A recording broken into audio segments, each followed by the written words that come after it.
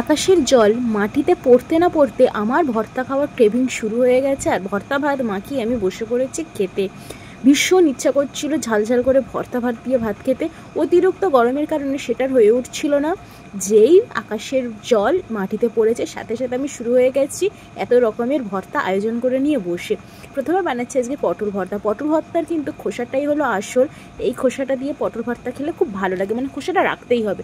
তারপর এখানে রয়েছে কাঁকরোল, রয়েছে টমেটো, আরও রয়েছে আমি মাছ ভর্তা বানিয়েছিলাম পরে শেষে, ওটা মানে লিস্টে ছিল না, পরে পরে অ্যাড হয়ে গেছে। তারপর বটবটি ভর্তা, আলু ভর্তা, আর এখানে অনেকটা শুকনো লঙ্কা আমি একদম ভেজে লবণ দিয়ে রেখেছি। অনেকক্ষণ না লঙ্কাটা একদম কুড়মুড়ে থাকবে, মজমজে থাকবে, তাই ভেজে বেশি করে লবণ দিয়ে রেখে দিয়েছি। ভাজা রসুন, ভাজা পেঁয়াজ সব কিছু রেডি।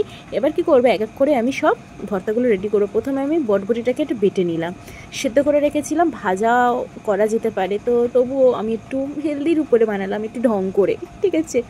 তো আমি বটবটিটাকে ওখানে বাড়তে দিয়ে দিয়েছি। আর এখানে ওই লঙ্কা, রসুন, পেঁয়াজ এগুলোকে সব মানে মেখে রেখে দেবো আগে থেকেই, যাতে ভর্তাগুলো বানানোর সাথে সাথে মানে এগুলো টুকটুক করে সব ভর্তার মধ্যে আমি দিতে পারি।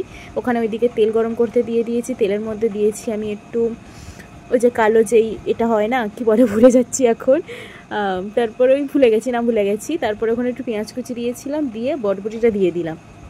দেওয়ার পরে লবণ হলুদ দিয়ে ভালো করে একটু কষিয়ে নিচ্ছি। হলুদ দিতে হয় না, মানে তবু একটু দিলাম আর কি, যাতে রঙটা ঠিকঠাক থাকে। তারপরে এখানে ভাজা লঙ্কা, রসুন, পেঁয়াজ যা যা ছিল সব দিয়ে সুন্দর করে নাড়াচাড়া করে জলটাকে একদম শুকনো করে নিয়ে এই যে বটবটি ভর্তা রেডি করে নিলাম।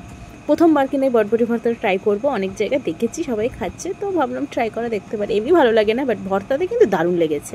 তারপরে পটলটাকে বেটে নিলাম, তেল দিলাম কড়াতে, পেঁয়াজ দিলাম, কালো জিরে মনে পড়েছে, তারপরে এই যে রসুনটা দিয়ে দিলাম। এবারে দিলাম বাটা পটলটা। পটল ভর্তা খেতে আমার দুর্দান্ত লাগে, বিশেষ করে পাকা পটলের ভর্তাটা খেতে খুব ভালো লাগে। তো সেটা পাইনি, তাই আমি কাঁচা পটল দিয়ে সারলাম।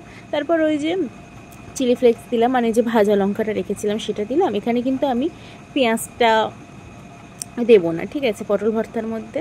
এবারে কাঁকরোল ভর্তাটা বানিয়ে নেবো। পটল ভর্তা কিন্তু হয়ে গেছে। ভর্তাগুলো না খুব সিম্পল আর খুব তাড়াতাড়ি হয়েও যাচ্ছিলো।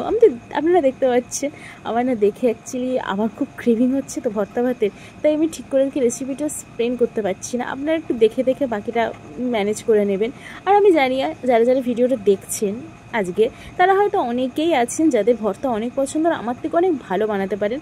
বাট আমি আমারটা শেয়ার করছি, যেহেতু সব কিছু টুকিটাকি রান্নাবান্না শেয়ার করি আপনাদের সাথে, তো সেরকমই শেয়ার করছি।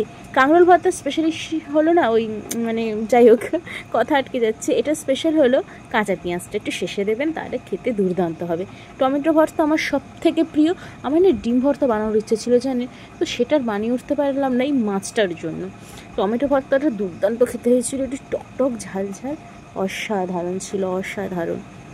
আর বেশি করে রসুন লঙ্কা দিয়ে মাখিয়েছিলাম তো, যে খেতে যে কী দুর্দান্ত হয়েছিল আপনাদেরকে কি বলবো। এই সব কিছু না তেলে ভেজে মানে ভর্তা করা যেতে পারে, ঠিক আছে, সব কিছু তেলে ভেজে। যে আলুটা মাখাচ্ছি আমি এখন, আলু ভর্তা বানাচ্ছি, এই আলুটা পাতলা পাতলা করে তেলে ভেজেও করা যেতে পারে, পটলটাকেও তেলে ভেজে করাতে পারে। কিন্তু সেই ক্ষেত্রে যেটা হয়, অনেকটা তেল শরীরের মধ্যে ঢুকে যাবে, অনেকটা একটু মানে হয়। তো আমি একটু আর কি তাই জন্য সব কিছু সেদ্ধ করে নিয়ে একটু হালকার উপরে সব কিছু বানালাম। ঝাল তেল একসাথে অত কিছু শরীরে দেওয়ার দরকার নেই, এইভাবে বানালেও ভর্তাগুলো খেতে অনেক ভালো হয়েও ছিল। সব ভর্তাগুলো সুন্দর করে মাখিয়ে মাছের ভর্তাটার মধ্যে বেশি করে একটু লেবু দিয়েছিলাম, দুর্দান্ত হয়েছিল। এই যে দেখুন থালা ভর্তি ভর্তা। আচ্ছা বলুন, খেতে তো ইচ্ছা করছে তাই না? আমি জানি ইচ্ছা করছে। থালা ভর্তি ভর্তা ভাত, সব কিছু ভর্তা ভাত 1-2 চামচ করে নিয়ে আমি রেডি, এখন এগুলোকে খাবো। কত দিনের ইচ্ছাটা পূরণ হচ্ছে, মানে গরম পড়ার সাথে সাথে না, মানে কেন জানি না কদিন ধরে কী ইচ্ছা করছিল, গরমও পড়ছে, এদিকে মনে হচ্ছে কবে ভর্তা খাবো। আর এই যে দেখুন আমার খাওয়া দাওয়া, সব ভর্তা একসাথে নিয়েছি, মিক্স করে লেবু আর লঙ্কা চিপে খেয়েছি। আহা হা, পুরো যেন অমৃত লাগছিল, বিশ্বাস করুন অমৃত। আমার মতো এরকম একসাথে মিক্স করে কে কে খান কমেন্টে জানাবেন কিন্তু, ঠিক আছে। আর আজকের এই ভর্তা ভাতের ভিডিওটি কেমন লাগলো আপনাদের অবশ্যই জানাবেন। আর চ্যানেলে নতুন হলে চ্যানেলটি সাবস্ক্রাইব করে আমার পাশে থাকবেন, কমেন্ট করবেন কোন রেসিপি, কোন ভর্তা কেমন কি লাগলো, আর আপনারা কিভাবে বানান সবটা জানাবেন। আমি খুব উৎসাহিত হই আপনাদের কমেন্ট পেলে। যারা যারা আমার ভিডিওতে কমেন্ট করেন আপনারা, তাদেরকে অসংখ্য ভালোবাসা। আপনারা সবাই ভালো থাকবেন, সুস্থ থাকবেন।